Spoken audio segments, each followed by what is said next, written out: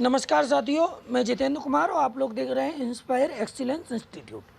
आज हम लोग वायरस के सेकंड पार्ट पर चर्चा करेंगे। उसमें हम आप लोगों को चूँकि स्ट्रक्चर बता चुके हैं, तो उसमें कुछ वायरल डिजीज़ जो प्लांट में होती हैं, एनिमल में होती हैं, उनके बारे में चर्चा करेंगे। उसके बाद वायरॉइड्स के बारे में चर्चा करेंगे और वायरॉइड्स के बारे में चर्चा करने के बाद फिर हम नेक्स्ट जो है प्रियॉन्स के बारे में चर्चा करेंगे। तो ये आज का हमारा टॉपिक होगा और वीडियो बहुत महत्वपूर्ण है। वीडियो अगर अच्छा लगे तो आप लोग वीडियो को शेयर करिएगा। चैनल पर पहली बार आए हैं तो चैनल को जो है सब्सक्राइब करिएगा और वीडियो को ज़्यादा से ज़्यादा शेयर करिएगा। Video NEET, NET, TGT, PGT, LT grade, GIC प्रवक्ता, एकलव्य जो है इंटर कॉलेज प्रवक्ता और नवोदय विद्यालय प्रवक्ता, नवोदय विद्यालय टीजीटी, नवोदय के अलावा केबीएस टीजीटी, केबीएस पीजीटी, इन सभी के लिए बहुत महत्वपूर्ण है। तो वीडियो को ज़्यादा से ज़्यादा शेयर कीजिएगा, ज़्यादा से ज़्यादा लाइक कीजिएगा और पूरा वीडियो देखिएगा। चलिए कैमरा ऑफ करते हैं, अब हम शुरू करते हैं। हमें चूँकि आज हम लोगों को पढ़ना है, वो बहुत महत्वपूर्ण टॉपिक पे बात करनी है। सम वायरल डिजीज़ की अगर हम बात करें, चूँकि ये हमारे खुद के बनाए हुए नोट्स से हम आप लोगों को पढ़ाते हैं, तो ह्यूमन बीइंग्स के अंदर, मेंस के अंदर या ह्यूमन बीइंग्स के अंदर वायरस से होने वाली कुछ डिजीज़ की बात करते हैं। तो इन्फ्लुएंजा वायरस से होता है, स्मॉल पॉक्स वेरियोला वायरस से होता है।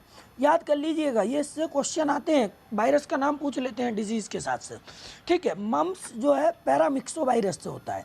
मंक्स मतलब गलसूए जिनको हम बुंदेलखंड में कहते हैं, तो वो एड्स एक्वायर्ड इम्यूनोडिफिशियंसी सिंड्रोम, ये रेट्रो वायरस से होता है। इसके अलावा अगर और सारे देखें हम, जैसे पोलियो को देखें तो पोलियो वायरस से होता है। जर्मन मीजल्स, ये रुबेला वायरस से होता है। इसके अलावा मीजल्स जो होता है वो मीजल्स वायरस से होता है। अब ये क्वेश्चन फंसाने वाला होगा, वो दे देगा आपको याद होगा मीजल्स वायरस से होता है, वो दे देगा कि विच वायरस कॉज्ड जर्मन मीजल्स, तो ये रुबेला वायरस। चूँकि कुछ क्वेश्चंस ऐसे बनते हैं। आगे चलें, अगर हम लोग देखें तो प्लांट वायरल डिजीज़ की बात करते हैं। कुछ प्लांट के अंदर वायरस डिजीज़ होती हैं, जैसे टीएमबी, टोबैको मोजेक वायरस जो है वो होता है, ये डिजीज़ होती है तंबाकू के अंदर। कुकुम्बर मोजेक जो है कुकुम्बर मोजेक वायरस से होती है। पोटैटो लीफ रोल, ये पोटैटो लीफ रोल वायरस होता है, इसके द्वारा होती है एक डिजीज़।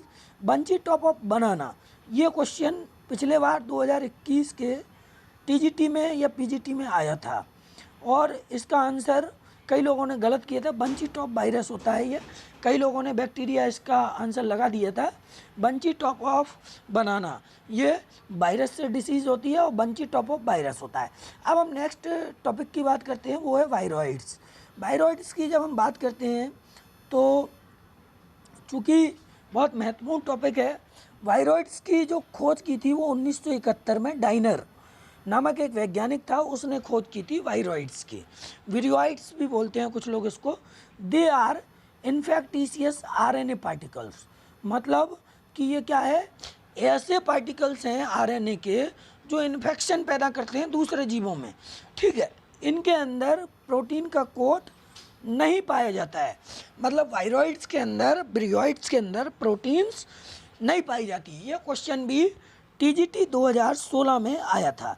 टीजीटी 2016 में ये क्वेश्चन आया था कि वह कौन सा वायरस है जिसके अंदर प्रोटीन का कोट नहीं पाया जाता है, केवल न्यूक्लिक एसिड का बना होता है और वो भी आरएनए पार्टिकल्स का बना होता है, तो वो वायरॉइड्स होते हैं।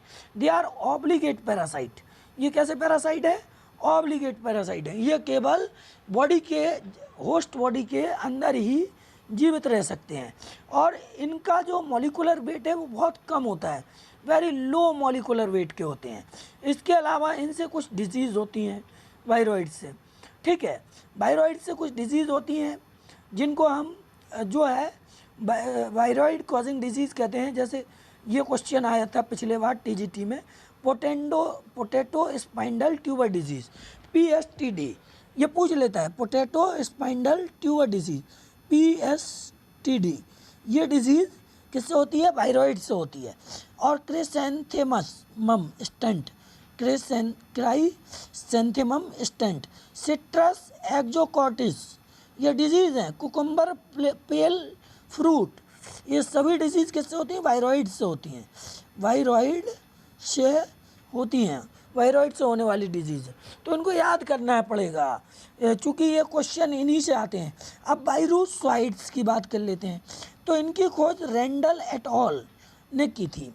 और दीज आर RNA वायरसेस, ये भी केवल RNA के बने होते हैं, but inside the capsid of larger virus, मतलब ये किसी दूसरे वायरस, बड़े वायरस के अंदर पाए जाते हैं, RNA के बने होते हैं और ये होस्ट के अंदर ही रेप्लिकेट करते हैं, होस्ट के अंदर ही रेप्लिकेट करते हैं। मैं फिर कह रहा हूँ, ये जो टॉपिक है, ये वीडियो है, ये नीट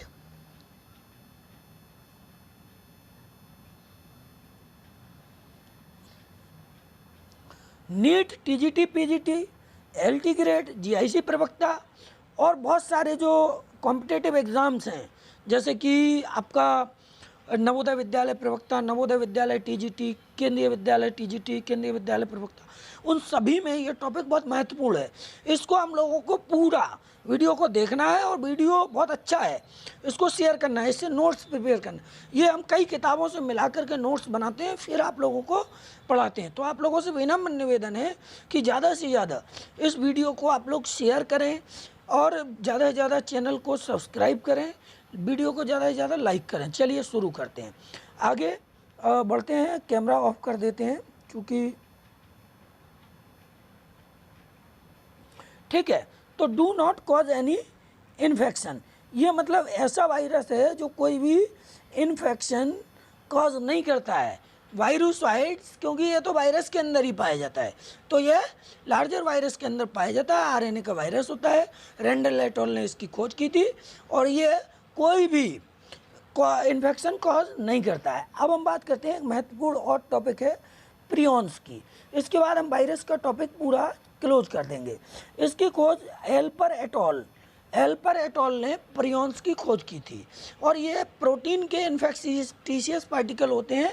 इनमें न्यूक्लिक एसिड नहीं पाया जाता है, दे लैक न्यूक्लिक अम्ल, ना तो इनमें DNA होता है और ना ही इनके अंदर RNA होता है, ना तो इनमें DNA होता है और ना ही RNA होता है, ये केवल प्रोटीन के बने होते हैं। On accumulation of prions cause degeneration of neural tissue, अगर प्रियॉन्स एक्यूमुलेट हो जाते हैं, इकट्ठे हो जाते हैं, तो ये हमारे किसी भी जीव के नर्वस सिस्टम को या न्यूरल टिश्यूज़ को डीजनरेट करते हैं। और इनसे जैसे बीमारी जो होती है भेड़ के अंदर होती है, स्क्रैपी, एक बीमारी है स्क्रैपी, वो भेड़ के अंदर होती है।